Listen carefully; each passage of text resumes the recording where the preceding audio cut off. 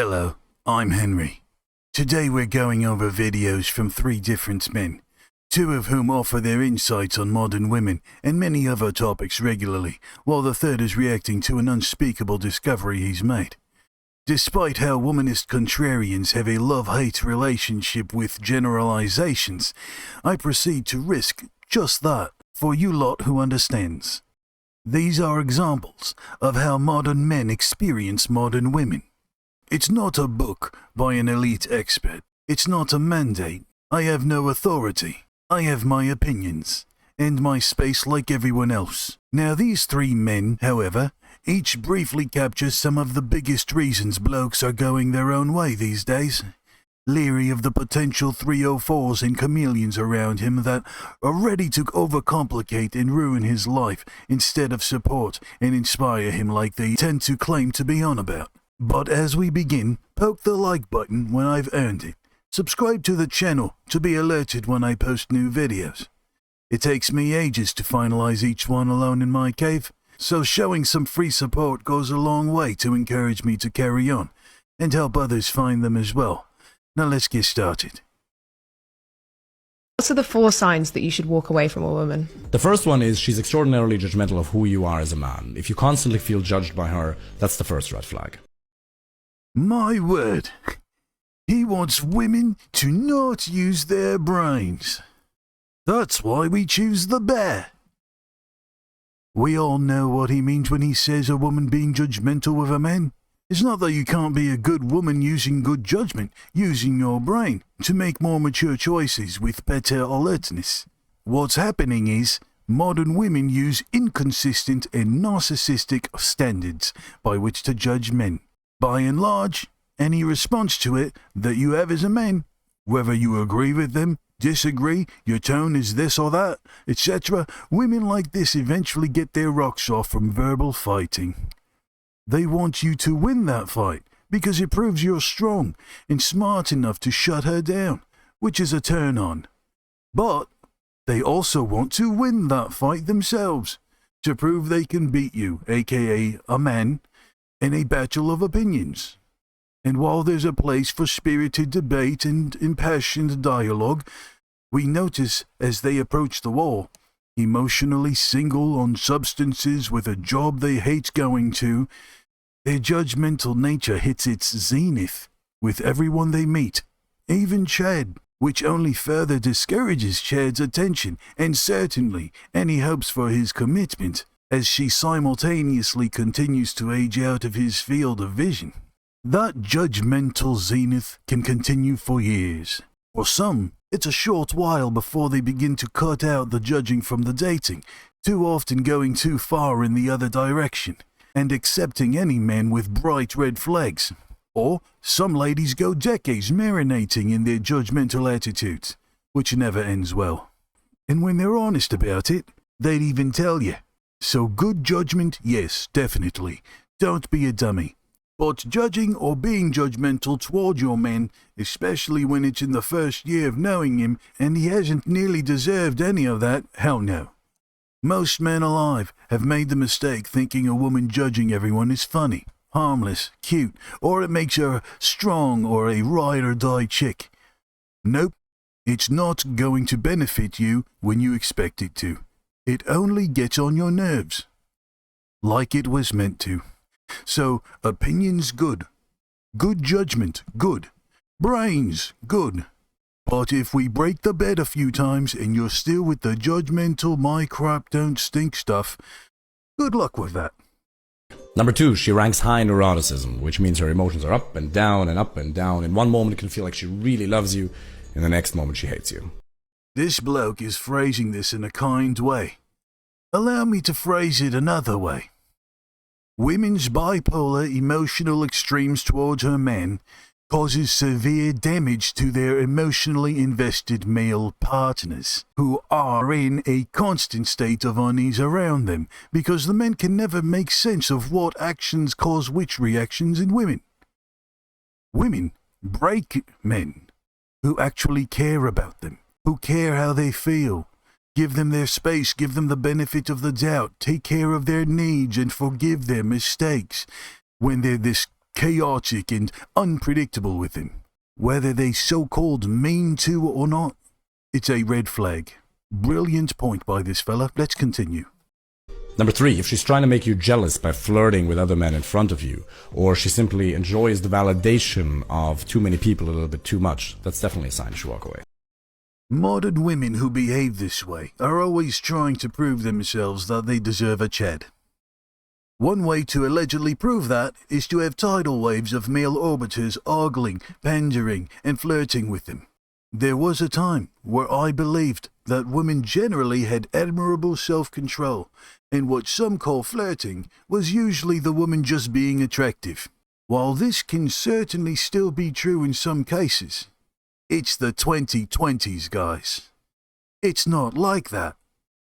They want to feel like they're not so different from their heroes on TV and social media. What's one thing their idols all have in common? They have millions of people paying for their lifestyle and being nice to them.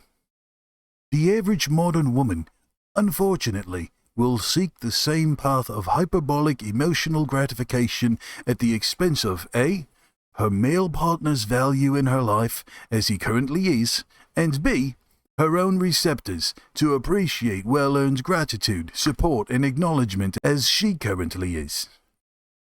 Seeking a variety of personal validations, especially for a woman, especially from men, especially through social media, and especially by cheating on your husband or boyfriend, is the common whirlpool that modern women tend to find themselves in, watching as her man hopefully strives with all his might to swim beyond the outer vortex to freedom.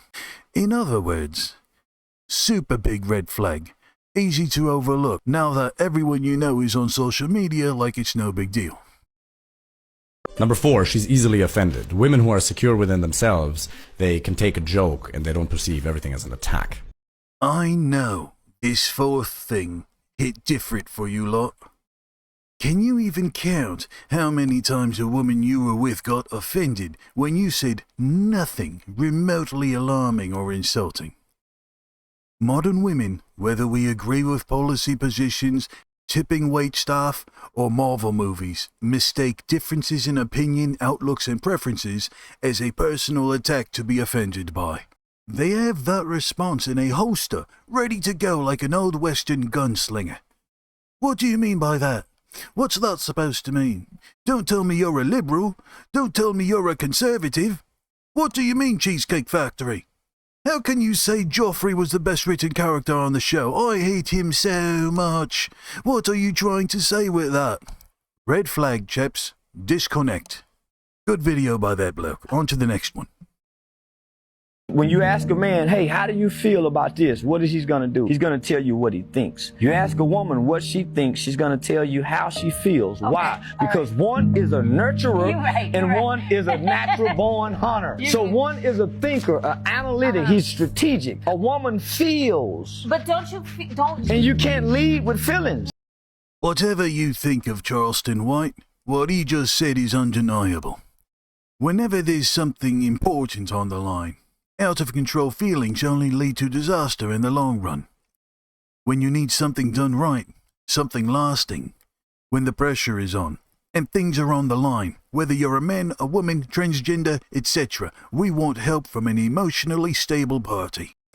And it turns out, whether you like it or not, that person is usually a man. Not any man. Not just someone with some money or a slick talker or wielding Thor's hammer or your friends think he's hot or cool, but a man who has been not bombarded with emotional trauma half his life and had the masculinity beaten out of him, nor a man who chooses to not be masculine. We want a logical thinker to show up, even if that's a woman, of course. But it's usually a man who's best equipped for that, and that has become worth stating and restating in today's climate. Feelings are important, but they need to be analyzed and compartmentalized in high-stakes situations. And often in life, when leading anything worthwhile, he's right. It's not feelings that achieve things. It's logical reasoning and a diligence for hard work. Listen, don't you think that you need both in every situation? A man can't be a man in his feelings. I'm not saying that. Oh, okay. I'm talking about like there's people that think that there's no place for women in certain industries. It's not. It shouldn't be Why? well, because women aren't designed to lead. That's not true. Not only is this true for most human beings, but I dare speculate that this woman responded instinctively. I think she doubted her own objection as it was leaving her mouth. An intellectually honest person who's confident in their contrary position would have simply asked, "Why do you say that?" before impulsively denying it. Instead, Charleston, like so many men, will proceed to answer the why question anyway, despite not having been asked. Because grown men tend to appreciate a thoughtful explanation for a claim, and they treat others the way they want to be treated themselves to the best of their individual understanding, while women tend to take more and more offense the more you as a man explain yourself and show that you've given this a lot of thought. That is true. So, but we can push men forward and motivate them to be better, but we can't. But encouraging and motivating aren't leading. Come on, baby, you can do it. Come on, baby. Oh, that's motivation, and that's the fuel to say, oh, I can do it. Come on, baby, you can do it. So that's not leading. Okay. That's inspiring, motivating. That's what your mother does. Your father comes home and leads. No man in the world listens to his woman. A man has to lead without his woman's voice. The woman's voice come into play when I'm feeling discouraged. But she can't get out in front and lead me and tell me what to do. Most women actually don't want to lead, to be honest with you. They don't. In society right now, especially now more than ever, we're kind of put in a position where we have to lead because there's not enough men leaders. No, it's not. There are. You attract who you and what you are. There is. And I could not agree with Charleston more here. Look, I believe that men and women come in many shapes, sizes, and internal identity. I think this has been made clear throughout history. If you're a couple where the man displays more emotion and softness, and the woman is more of a proactive leader, and it works for you, that's brilliant. Onward and upward. But if the exceptions matter in life, then the majority matters even more. Always. Because that's most of us. People. We can try and prescribe reality in such a way that men and women are whatever we think they ought to be, and point out this exception and that one to justify it. But as we mature, we all know that women can be tremendous supporters, nurturers, life gardeners, if you will. And yes, men tend to be best equipped to lead, to hunt, to find, to fix, to compete, to earn, to fight, and to do all that, and more, while not taking out all that pressure on his family. It doesn't mean everyone does these things perfectly. Things are more bonkers than they've ever been between men and women. Women have more rights and protection than they've ever had before, and they're largely just getting more rebellious, indignant, and ungrateful. Men can handle most things a woman can. And women can handle most things a man can. But for how long? And how many can really do that? We're better off to embrace our differences between men and women. And to my conservative friends, embrace the exceptions as well, so that we can navigate this one life as functioning pairs, creating functioning families we can be proud of. Womanists are always on about accepting all the differences in one another and in the alphabet community, but bring up the differences between men and women, and they respond the way this woman does. Usually far worse than her, to be honest. This woman is at least being easy to talk to. Unfortunately, most modern women are ready to bite a man's head off because of her feelings on any given day. Which brings me to the final segment. Before I play this short clip, let me say, it's the exclusive duty of the Red Pill community in 2024 to bring to light the betrayal and disregard with which so many, not all, modern women treat men, based on fickle instant gratification and the sick thrill of demonstrating one's power by way of destroying a good, strong man from within. Let's proceed. My wife cheated on me. What do I do? I've been suspicious of my wife's behavior the past couple of months, and today I finally went through her phone and found explicit messages between her and a guy she's friends with. Apart from the obvious cheating in the messages, it's apparent from what they said that they've met in person as well. Knife in the heart. What should I do in this situation? I am so mad and my world is spinning. I am so in love with her and she's my best friend. I don't even have anyone else I can talk to about this. I just don't know what to do in my life. We've been together 5 years. I'm married for 2. We just bought a house together last year. Binga. Brutal. That's dude. How often do we see modern women, 304s and otherwise, crying and complaining with hurt emotions on TikTok and around the internet? Is it ever a story like this one? No. It's things like drizzle, passport bros. Chad won't break the bed with them, let alone marry them, and most men are not falling for any of their tricks anymore.